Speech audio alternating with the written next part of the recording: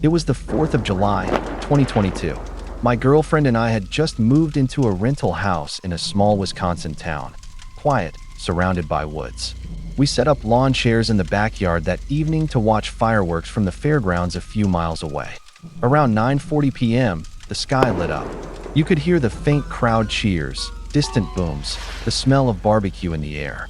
I was sipping a beer when I noticed someone standing in the tree line, just far enough that I couldn't see their face, but close enough to tell they were facing us. I laughed and pointed it out to my girlfriend, thinking it was some neighbor trying to get a view. She looked and just said, "That's creepy." After the finale, we went inside. I checked again through the kitchen window. No one there. At around 1:17 a.m., I woke up to a soft pop. Then another. I looked out our bedroom window. Fireworks? This late. No colors, just flashes, like someone setting them off from the woods. Then I saw the same silhouette again, standing still in the exact same spot. I didn't sleep much. Next morning, I walked out to the woods with our dog. No footprints. No signs anyone had been there. But I did find something. Near the tree line was a small circle of blackened ground, burnt. In the middle was a used match and a firecracker, the old kind, the ones that were banned years ago.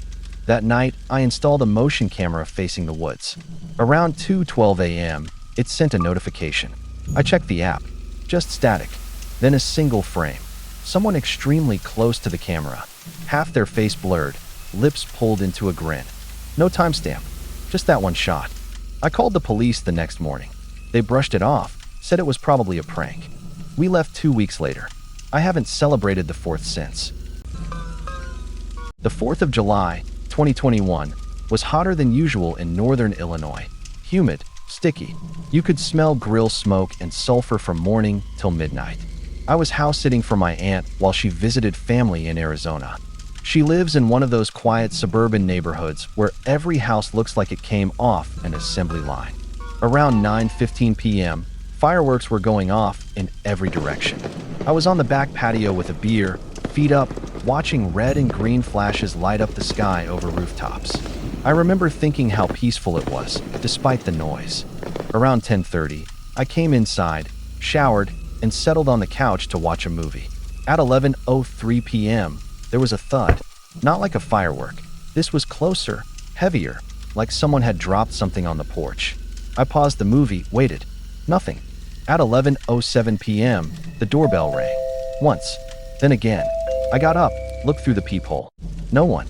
But when I turned on the porch light, I saw a man standing in the driveway, just beyond the light's reach. He didn't move. No flashlight, no phone glow, just standing there. I called out, "Hey, can I help you?" Nothing. Just the soft crackle of leftover fireworks in the distance. I locked the door and went to the kitchen to call the non-emergency number. When I came back 30 seconds later, he was gone. I couldn't sleep. Around 2:16 a.m., I got up for water and checked the security camera footage. Motion alert at 11:07. I played it. First frame, the empty porch. Second frame, the man was suddenly inches from the door. No walking up. Just there. His face wasn't visible, tilted, shadowed, but you could see his hand reaching toward the camera. Then static. Cops came in the morning. Nothing to go on. No prints. No neighbors saw him. 2 nights later, I found the doormat flipped upside down.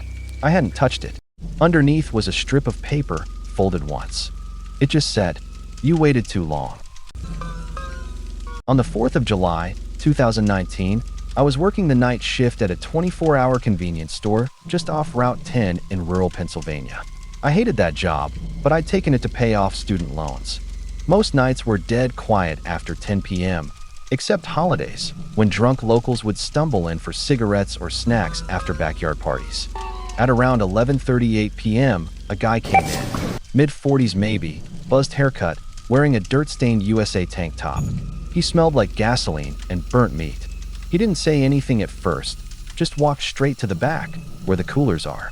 I kept glancing up from my phone behind the counter, waiting for the ding of the door as he left. But he didn't come back. I waited 5 minutes, then called out, "You all right back there?" Nothing. The store was dead silent. No beeping freezer, no humming lights. Just the faint smell of sulfur from earlier fireworks drifting through the cracked front door. I finally walked to the back. No one was there. I checked the bathroom. Empty.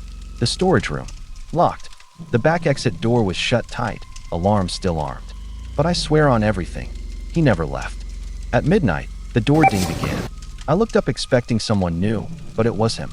Same man, same stained shirt, still silent. But this time, he was holding something. A black duffel bag. He dropped it on the counter and said, "Boom, room's ready." His voice was raspy, like he hadn't spoken in days. "What?" I asked. He didn't respond. He walked straight to the back again. I didn't move, just stared at the bag. I don't know why I didn't run. Curiosity, maybe. After about 3 minutes, I unzipped it. Empty, except for a single Polaroid photo of the store. Only the store was dark, windows shattered. The timestamp read July 5th, 12:07 a.m. I looked up at the clock. 12:06. I ran. Didn't even lock the door. Cops never found the guy. When they checked the security footage, there were no customers at all that night.